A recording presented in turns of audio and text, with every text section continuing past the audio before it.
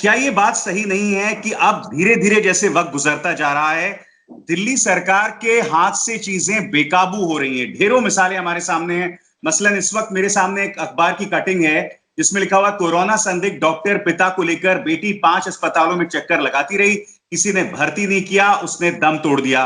फिर एक और मामला था, एक बुजुर्ग ने हाईकोर्ट में अर्जी डाली थी क्योंकि उसे वेंटिलेटर और हॉस्पिटल बेड नहीं मिल रहा था। उससे जब सुनवाई हुई उससे पहले ही उसकी मौत हो गई। ऐसी कई मिसालें उभर कर आ रही हैं। शाहिद सिद्दीकी की मिसाल है कि पत्रकार और फॉर्मर पॉलिटिकल एक्टिविस्ट हैं, उनकी उनकी किसी रिश्तेदार का मामला है, उनकी भी ऐसी मौत हो गई। क्या दिल्ली हालात को काबू नहीं कर पा रहा है? जो 3 स्पेसिफिक मिसालें दी हैं मैंने आपको।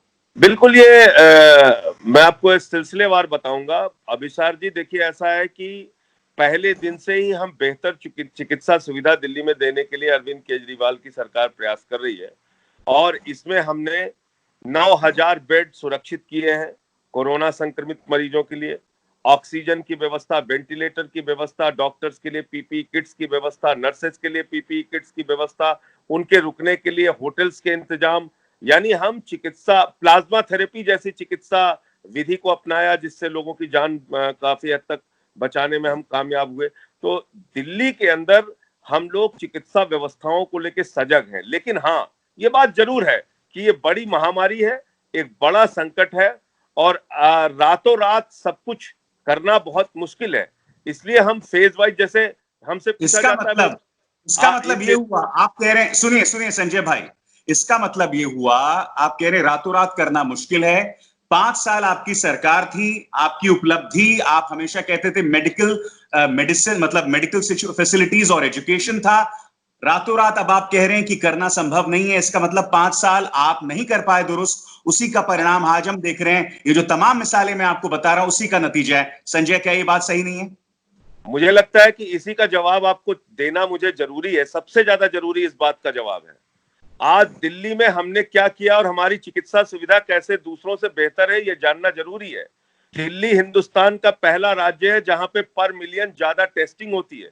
दिल्ली हिंदुस्तान का पहला राज्य है जहां पर हम लोगों ने मृत्यु दर, लोगों का जीवन बचाने में इतने हाई रिस्क पे हम रहते हैं कि यहाँ पे बाहर से आने वाली फ्लाइट्स के जरिए बहुत सारे तरीकों से यहाँ पे कोरोना के संक्रमण फैलने की बहुत सारी संभावनाएं होने के बावजूद हमने दिल्ली में लोगों का जीवन बचाने में बहुत अच्छी सफलता पाई, इसलिए कि हमारा हेल्थ सिस्टम बेहतर है।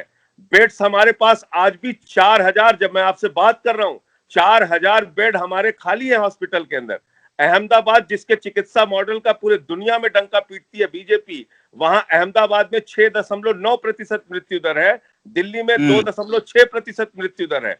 तो हम टेस्टिंग के मामले में, मृत्यु दर के मामले में, हॉस्पिटल की फैसिलिटी उपलब्ध कराने के मामले में बहुत आगे हैं और इसी के कारण आज दिल्ली अपनी सारी तैयारियां कर रही है। हमने आने वाले दिनों में होटल्स को, बैंक्वेट्स को, तमाम और अरेंजमेंट्स किए हैं। जरूरत पड़ेगी तो स्टेडियम्स को हॉस्पिटल में कन्वर्ट करने का प्रयास करेंगे। पूरी तरीके से हम नहीं पूरा संजय, मगर ये जो मिसालें हैं वो कम से कम उस चीज को प्रमाणित नहीं कर रही हैं, और ये जो तमाम चीजों का बखान आप कर रहे हैं, क्या उसी का नतीजा है कि आप सर गंगाराम हॉस्पिटल के खिलाफ एफआईआर दर्ज कर देते हैं एक ऐसे वक्त जब आपको देखिए, ये डॉक्टर्स के अभिसार साथ जी, आपको मजबूती से खड़ा होना चाहिए संजय, आप एफआईआर दर्ज कर रहे हैं? ये कहां से जस्टिफाइड?